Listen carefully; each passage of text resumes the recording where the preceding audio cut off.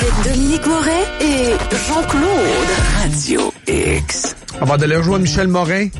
Circule et panne et circule. Dans la grande région de Québec, c'est 42 000 personnes qui ont manqué de courant ce matin. Sur la Rive-Nord, c'est surtout les secteurs Sainte-Foy, Cap-Rouge, Saint-Augustin, Le Bourgneuf, Neuchâtel, Pont-Rouge également dans la région de Port-Neuf. Pour ce qui est de la Rive-Sud, Montmagny, Saint-Apollinaire, Thetford-Mines, c'est les coins qui ont été les plus touchés. On parle de rafales de vent qui ont monté jusqu'à 130 km/h durant la nuit au fleuve. Puis dans la ville, ça a monté jusqu'à 82 km/h. Les écoles fermées, Saint-Paul de Montmagny, Sainte-Apolline de Paltelon, Saint-Fabien de Panay, Saint-Just de Bretonnière, Sainte-Lucie de Beauregard, Notre-Dame-du-Rosaire, également le Sommet à Charlesbourg et également l'école primaire du Rucher. Sur les routes, regarde, je suis pas obligé de vous dire que c'est compliqué partout. Les lumières de circulation marchent pas. La police de Québec qui vient de tweeter d'être très, très prudent. Et puis, il y a 2 accrochages, 2 accidents qui sont dignes de mention quand même. Le premier sur Taniata, en fait, c'est pas sur Taniata, c'est sur la 20, à la hauteur de Taniata, direction Est, et l'autre à la jonction entre le boulevard Laurier et Robert Bourassa pour les gens qui s'en viennent vers la ville.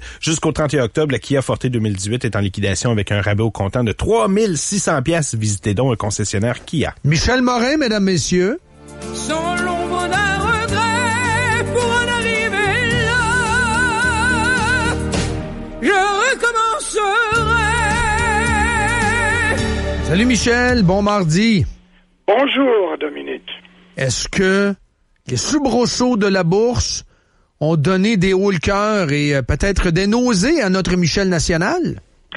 Ben, écoutez, la semaine dernière, un peu comme les vents violents que vous connaissez aujourd'hui, il y a eu des vents violents, des secousses sur le marché boursier à travers le monde, notamment aux États-Unis, notamment au Canada. Mais on parle ici d'une baisse pour la semaine de 4 %, alors qu'une véritable correction, comme vous savez, c'est 20 %. En Chine, les marchés boursiers, depuis le début de l'année, ont tombé de 30 %. Mais ici, ils font du surplace, si je puis dire. Mais cette secousse, ou ces secousses sur le marché boursier, après une des plus... Ça fait 9 ans qu'on est en croissance, Dominique. On l'oublie, là. Mais ça fait 9 ans qu'on est en croissance. C'est exceptionnel. Et la croissance américaine est forte encore. Deuxième croissance en longueur depuis toujours à la bourse. Donc, beaucoup de gens ont fait de l'argent et en font encore. Et cette année, la bourse américaine, notamment, comparativement à la bourse canadienne, est dopée par les baisses d'impôts du président Trump. Mais ça nous amène à nous poser une question ce matin. Et c'est sur ce plan-là que je voudrais vous amener. En 2009-2008, on a eu la récession la plus importante depuis les années 30. Si demain, on ne parle pas de récession pour l'instant, on dit qu'aux États-Unis, une récession pourrait survenir en 2020. Mais quels moyens est-ce que nos banques centrales ont aujourd'hui la même marge de manœuvre qu'elles avaient au cours des 2 dernières récessions, celle de l'an 2000 et celle de l'an 2007-2008? Autrement dit, un jeu pour baisser les taux. Pour baisser les taux d'intérêt, c'est l'instrument par excellence pour revigorer l'économie. Alors, je vous donne quelques chiffres très simples. En 2000, lors de la récession, les taux d'intérêt de la Banque centrale américaine, et c'est comparable pour ici, étaient de 6,5 %. Quand est arrivée la récession et tous les signes qui se manifestaient, la Fed américaine, la Banque centrale américaine, a fait tomber massivement ses taux d'intérêt à 1 %. Elle avait une marge de manœuvre de 6 %. Ça a remonté, et lors de la deuxième récession, en 2007-2008, les taux d'intérêt étaient déjà à plus de 5 %. Alors, quand la récession est arrivée en 2007-2008, on a brutalement baissé les taux d'intérêt à 0 %. Donc, il y avait encore une marge de manœuvre de 5 %, comparativement à une marge de manœuvre au début des années 2000 de 6 %.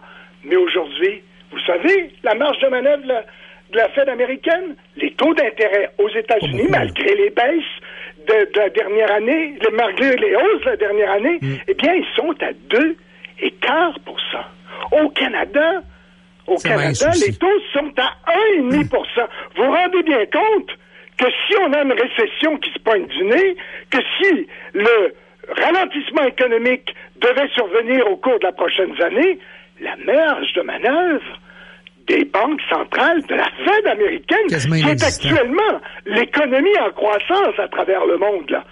C'est pas la Chine qui est en croissance comme c'était dans le passé, même si c'est encore 6 %, ils ont d'énormes problèmes. Donc la marge de manœuvre de nos banques centrales nord-américaines n'est plus la même. On pourrait pas ressusciter, la croissance économique par une baisse massive des taux d'intérêt. Ils n'ont pas monté. Non, je comprends. Qu'est-ce qui serait, parce que là, tu as parlé des 2 dernières récessions, il y a des explications pour ces récessions-là. Puis, je rentrerai pas là-dedans, parce que c'est pas le sujet de ce matin. Chaque récession a une explication. Quelle pourrait être l'explication pour l'éventuelle récession qui pourrait survenir d'ici 2 ans? C'est qu'on pourrait pas la dompter. Non, je comprends. Non, mais l'explication, Michel, qu'est-ce qui serait derrière? Est-ce que c'est la crise, l'endettement des ménages? Est-ce que c'est une diminution de la consommation? Vous posez la vraie question. C'est ça. Non seulement l'endettement des ménages, qui est sans précédent, mais l'endettement des entreprises aussi. On l'oublie, celle-là. Les entreprises sont endettées comme jamais. Donc, si on devait baisser les taux d'intérêt, les entreprises ne s'essaieraient pas d'en profiter. Ils sont à rembourser leurs dettes. La même chose pour les consommateurs. Et bien sûr, les gouvernements.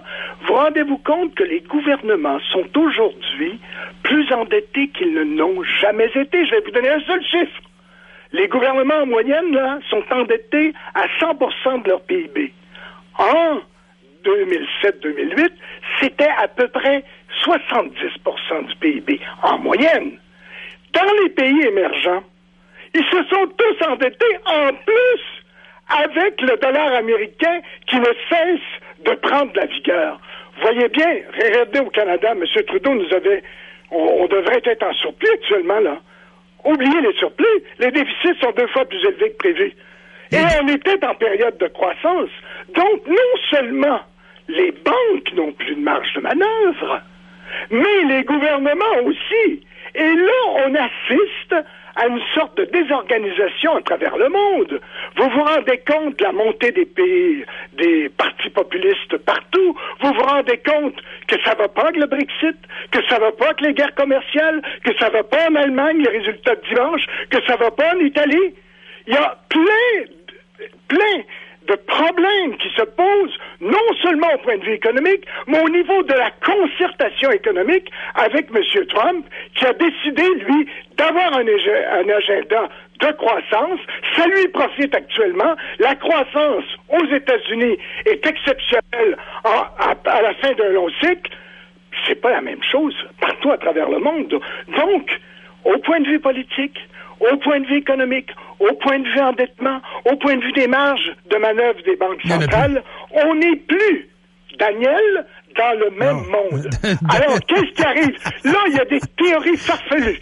Je dirais farfelues, historiquement. Il y a des gens très sérieux dans les universités qui pensent déjà là, nous dire que les banques centrales ne devraient pas réglementer les taux d'intérêt en fonction d'un 2% idéal d'inflation, mais de 4%. Vous vous rendez compte, si on lâchait les taux d'intérêt parce qu'on se disait on n'appliquera pas ce remède de cheval, on va laisser l'inflation croître. Mais l'inflation à 4%, il y a même des économistes très sérieux, des banques centrales, ou pas des banques centrales, mais des universités, qui nous disent maintenant le gouvernement devrait intervenir pour augmenter obligatoirement les salaires pour empêcher justement c'est une spirale inflationniste. En vous rendez compte, je donne ces 2 exemples-là, petits exemples-là, pour montrer qu'on est à court de moyens. Parlons de la dette, Michel, c'est intéressant ce que tu mentionnes. Juste te donner des exemples de l'endettement public. C'est ce que tu dis, l'endettement public, ça n'a jamais été aussi élevé. Le pourcentage du PIB. Le Japon... 100%. La moyenne, là, c'est 100%.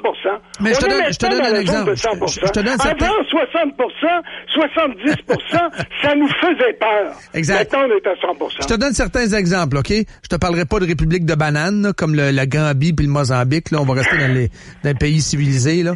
223% pour le Japon. Oui. 131% du PIB. La dette de l'Italie. Oui. Le Portugal, 127%. Le Canada, quand même, 98% avec la France. 96% pour l'Espagne et ainsi de suite. Donc, l'Union européenne également, 86%. Donc, c'est quand même assez, élevé. Vous auriez pas pu me les donner en 2007-2008. C'était bien moins que ça. C'est des chiffres récents, c'était autour de 70%. Exact. Et déjà, on se scandalisait d'atteindre des taux aussi élevés. C'est pas pour rien là, qu'on a baissé les taux d'intérêt.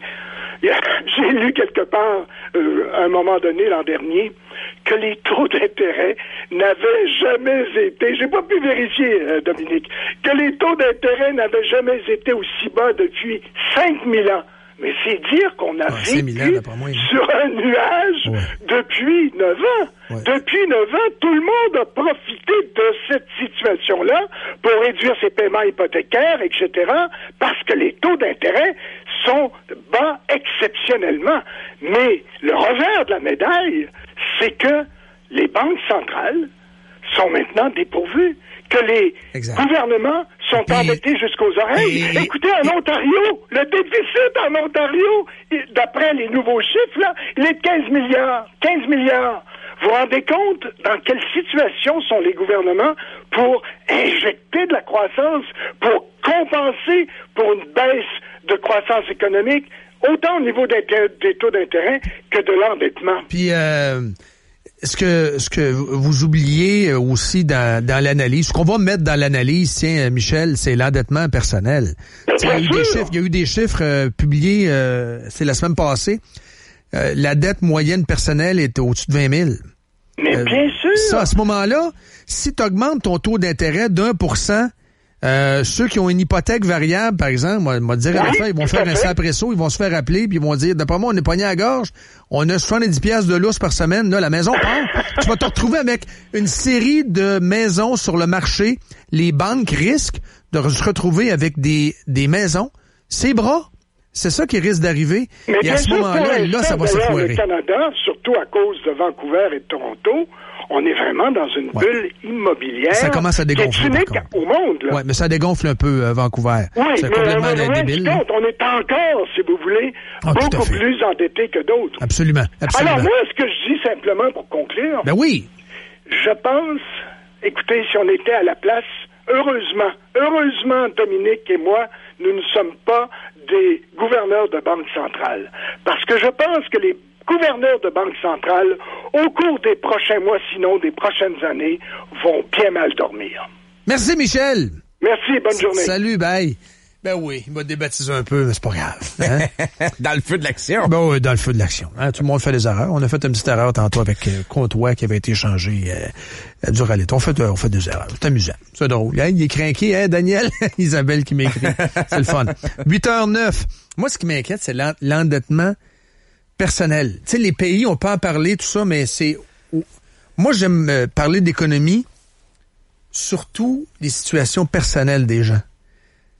J'ai lu 2-3 patentes très inquiétantes au cours de la dernière année. Et j'ai jasé avec des concessionnaires auto qui m'ont fait friser les cheveux sur la tête. L'histoire de l'endettement personnel, je viens d'en parler. Au-dessus de 20 000 par année, les gens ont des cartes de crédit.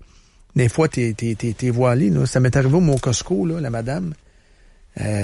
C'était un petit Costco, là. C'était un genre de 50-60 pièces, là. Elle a passé 2 cartes de crédit, puis ça n'a pas fait, là. Tu n'oses pas regarder, tu regardes à terre, tu regardes l'autre, tu veux pas, humilier, c'est humiliant. Les gens sont pognés. J'ai jasé avec des concessionnaires auto récemment. C'est pogné à la gorge, là. Beaucoup d'endettement, beaucoup de ballons. Des gens qui traînent 2 ballons sur une location. Tu te retrouves avec une location qui devait coûter, par exemple, 300 pièces. Tu te retrouves avec une ballonne. Résultat, ta location d'auto est de 610 pièces. Tu comprends? Ça, c'est inquiétant. Et c'est le blond, le père d'Alex, Stéphane, bon, il travaille là-dedans des faillites, c'est sa vie exactement, il est syndic de faillite. Puis il disait récemment qu'il n'y a jamais eu autant de cas, puis de toute façon c'est documenté, là. C'est pas juste lui qui le dit, les syndics en général le disent. Il n'y a jamais eu autant de consolidation. Les gens consolident. Les gens ont des dettes, les gens consolident, les gens se font un package, mais les gens sont poignés à la gorge, là. Si tu as une augmentation de taux, et ça va arriver, au cours des prochaines années ou au cours des prochains mois, ça risque de faire très, très mal. Très mal. Tu sais, quand on dit l'économie va bien, pas tant que ça, finalement. 8h11 à Radio X. Moret. Live. Radio X. Radio X. Radio X. Radio X.